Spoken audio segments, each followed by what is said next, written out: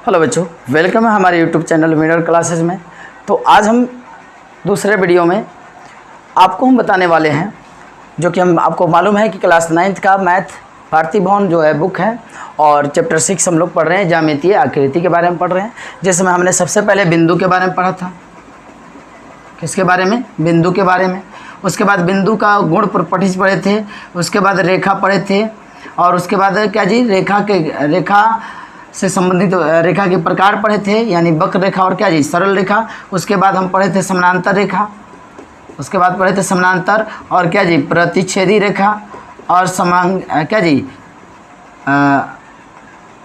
उसके बाद हम लोग का जो चैप्टर हुआ है, यानी हम लोग पढ़े थे समानांतर, प्रतिच्छेदी रेखा, रेखा के प्रकार और बिंदु के बारे में पढ़े थे। और लास्ट में पढ़े थे कि संगामी रेखा। क्या जी बोलिए? संगामी रेखा। तो आपको याद दिला दूं, बिंदु आकृति है जिसकी ना जैसे कोई परिभाषित नहीं कर सकता है, या जिसकी ना लंबाई चौड़ाई ना ऊंचाई हो, से बिंदु कहा जाता है। रेखा किसे कहते हैं? तो दो बिंदुओं के बीच की दूरी को क्या कहा जाता है? रेखा कहा जाता है। रेखा कितने प्रकार के होते हैं? दो प्रकार के होते हैं, सरल रेखा और क्या जी, वक्र रेखा। और सरल रेखा सीधी रेखा होती है, वक्र रेखा टेढ़ी मेढ़ी रेखा होती है। समानांतर रेखा जब दो रेखाओं के बीच की दूरी बराबर क्या होती है? हमेशा बराबर होती है, अर्थात वे कभी प्रतिच्छेदी नहीं करती हैं, तो उसे क्या कहते हैं? समानांतर रेखा कहते हैं।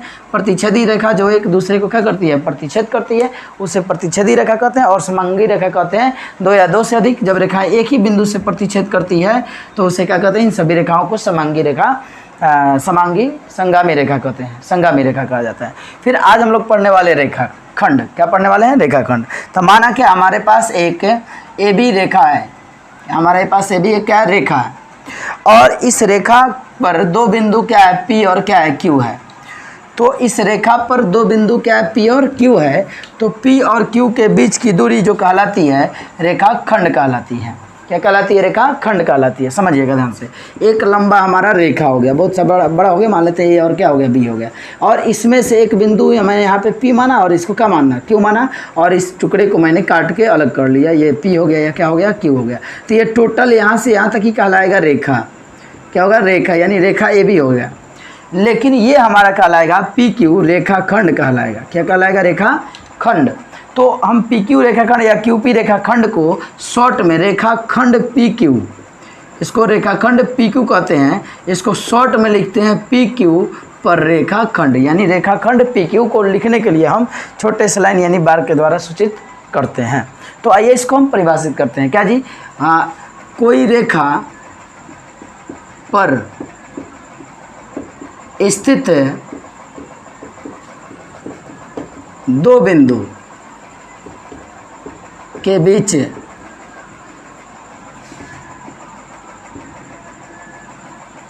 की लंबाई रेखा खंड कहलाती है। क्या कहलाती है? रेखा खंड कहलाती है। कोई बिंदु पर स्थित दो बिंदु के बीच की लंबाई रेखा खंड क्या कहलाती है? AB कहलाती है। जैसे मान लिया हमारा क्या, बोलिए, हमारे पास रेखा है, मैंने मान लिया हमारे पास रेखा, क्या वो रेखा क्या हमारा A है और क्या है? B है। और रेखा पर बिंदु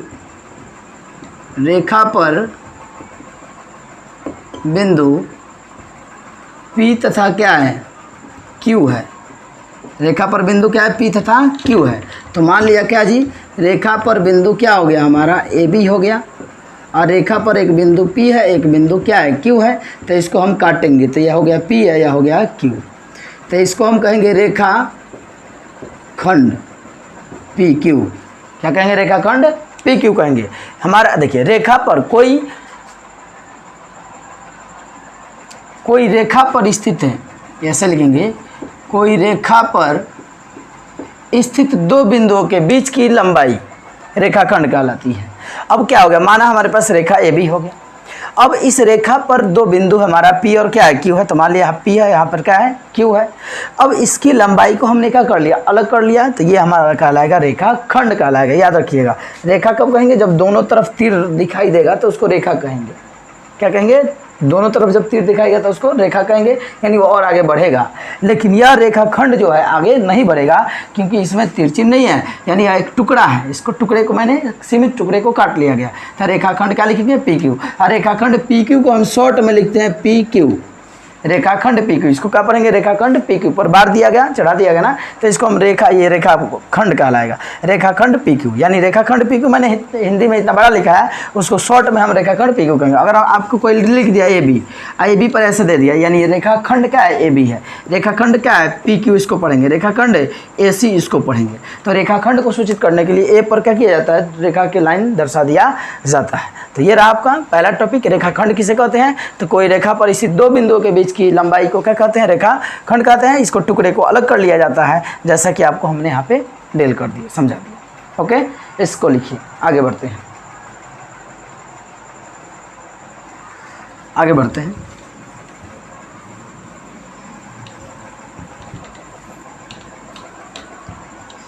अगला पॉइंट है किरण। अगला पॉइंट क्या है बोलिए, किरण किसे कहते हैं। किरण को रे कहते हैं, इंग्लिश में क्या कहा जाता है, रे कहा जाता है। तो ध्यान से समझिएगा, रे क्या होता है।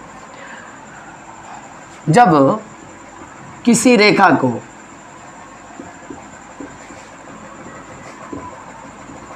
दो भागों में बांट देते हैं, दो भागों में बांट देते हैं,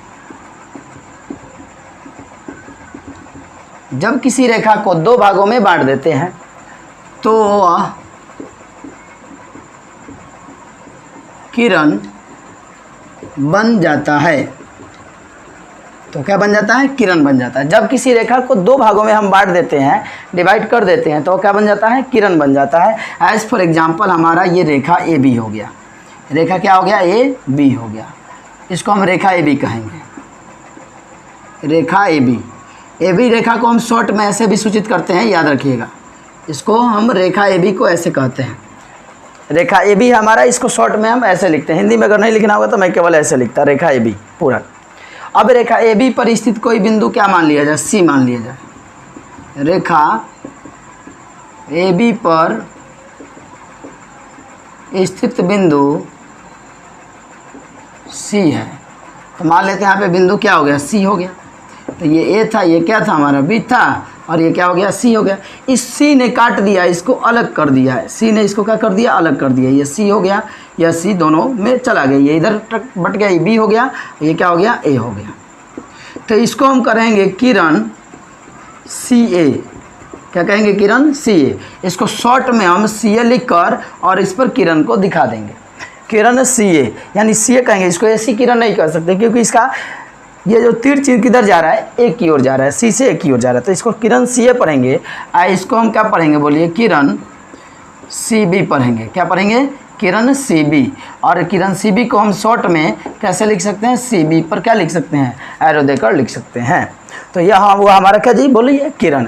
जब किसी रेखा को दो भागों में, रेखाखंड नहीं रेखा को, तो ये हमारा रेखा हुआ। अगर ऐसे हमने कोई बिंदु लिया होता तो रेखाखंड हो जाता है ना। तो इसमें दोनों की तरफ तीर है, इसको बताता है रेखा है, रेखाखंड में तीर नहीं होता है। तो ए बी हमारा कोई रेखा हो गया, और रेखा को कोई बिंदु दो भागों में बांट दे तो वह किरण बन जाती है। मान लेते हैं हमारा रेखा ए बी है, ए बी पर एक बिंदु क्या है, सी है, तो मान लें यहाँ सी हो गया, या सी दो भागों में बांट दिया, इसको दो भागों में बांट दिया, तो ये बांट दिया, तो किरण इसको सी बी कहेंगे, और इसको किरण क्या कहेंगे बोलो, सी ए कहेंगे। यहाँ सी ए पर किरण हो गया, या सी बी पर किरण हो गया। इसको हम बी सी किरण नहीं कर सकते हैं, क्योंकि ये बी से सी की ओर नहीं आ रहा है, सी से बी की ओर आ रहा है, इसलिए हम बी सी नहीं कहेंगे, सी बी ही कहेंगे। ओके, अगला टॉपिक पढ़ते हैं, देखिए।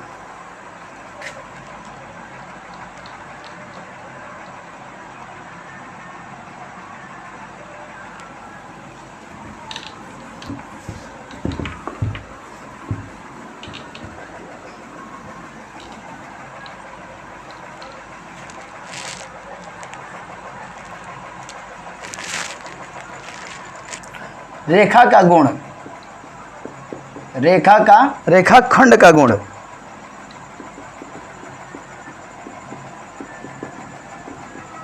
रेखाखंड का गुण क्या कर रहा है देखिएगा। पहला नंबर गुण है कि जो भी रेखा होती है, रेखाखंड होती है, रेखाखंड की लंबाई होती है। रेखाखंड की क्या होती है, लंबाई होती है। मान लेते हैं कोई भी रेखा है, जैसे मान लेते हैं रेखाखंड की लंबाई होती है, रेखाखंड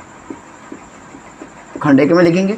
मान लेते हैं ए बी हो गया, तो तो यह इसकी कुछ ना कुछ लंबाई होगी। जैसे मान लीजिए 10 सेंटीमीटर हो, 2 सेंटीमीटर हो, 5 सेंटीमीटर हो, 10 मीटर हो, 1 मीटर हो, यह क्या हो गया, रेखाखंड की लंबाई होती है। अब इसकी लंबाई को, रेखाखंड की लंबाई को, रेखाखंड की लंबाई को मीटर, सेंटीमीटर इत्यादि में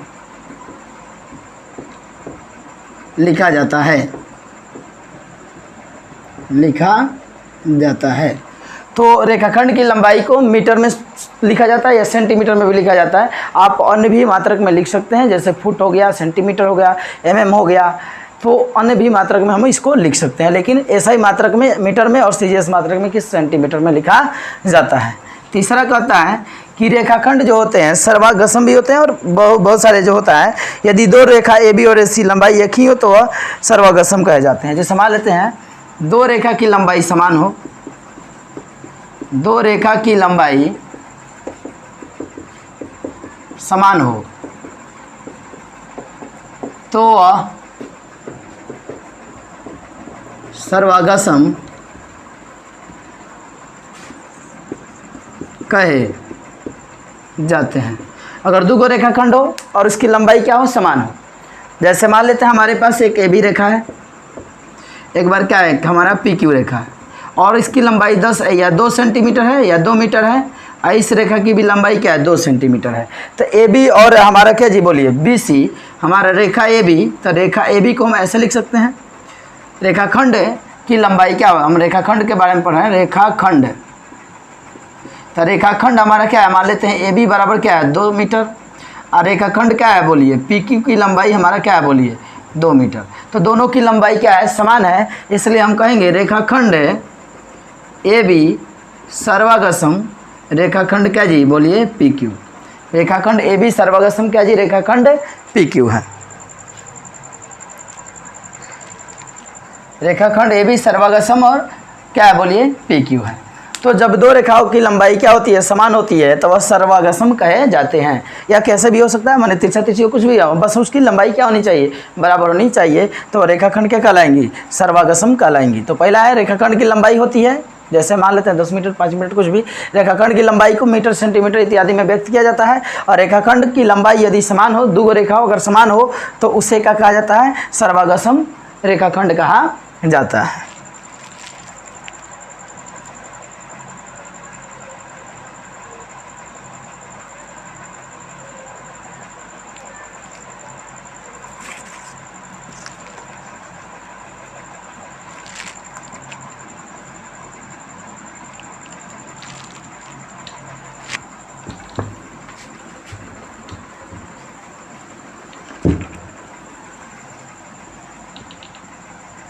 तो अभी हमने पढ़ा रेखाखंड, फिर मैंने पढ़ा किरण, और फिर मैंने पढ़ा रेखाखंड का गुण। ठीक है, आगे बढ़ते हैं हम लोग।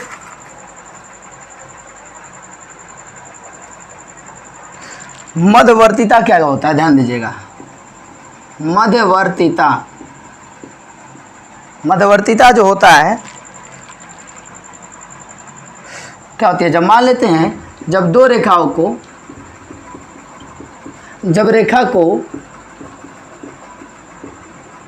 रेखाखंड को या रेखा को दो बराबर भागों में,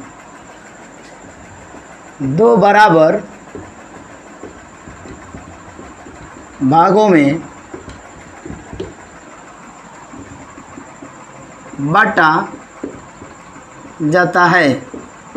तो जब रेखाखंड को दो बराबर भागों में बांटा जाता है तो वह मध्यवर्तीता कहलाता है। जैसे मान लेते हैं हमारा एक ए हो गया और क्या हो गया, बी, रेखाखंड हो गया हमारा। ए बी हमारा क्या हो गया, रेखाखंड हो गया। और इस एक भी रेखाखंड पर एक बिंदु सी ऐसा स्थिति में है, मान लेते हैं इसकी टोटल लंबाई कितनी है बोलिए, 10 है। तो यह सी ने मध्यवर्तीता किया, यानी यहाँ से यहाँ तक की लंबाई क्या हो जाएगी, 5 सेंटीमीटर हो जाएगी, और सी से बी तक की लंबाई कितनी हो जाएगी, 5 सेंटीमीटर हो जाएगी। अर्थात हम कहते हैं कि हमारा जो ए बी रेखा है, खंड है, यह कितने भागों में बट गया, ए सी और प्लस क्या जी BC या CB के रूप में बट गया। यानी AB का वैल्यू कितना है 10 है, तो इसका AC का वैल्यू कितना हो गया 5 और CB का वैल्यू भी 5, तो 10 और 5 5 क्या हो गया 10। ये दोनों आपस में क्या हो गए बोलिए बराबर हो गए। तो मध्यवर्तिता को यानी रेखाखंड को जब दो बराबर भागों में बांटा जाता है तो वह मध्यवर्तिता कहलाता है, या इसको समद्विभाजक भी बोलते हैं कि दो भागों में बांटना, दो भागों में बांट देना ही क्या कहलाता है समद्विभाजक कहलाता है। तो ये रहा आपका क्वेश्चन। अगला चैप्टर अगला जो पॉइंट है अगले वीडियो में हम मिलेंगे। तब तक के लिए thanks for watching this video. मिलते हैं अगले दिन।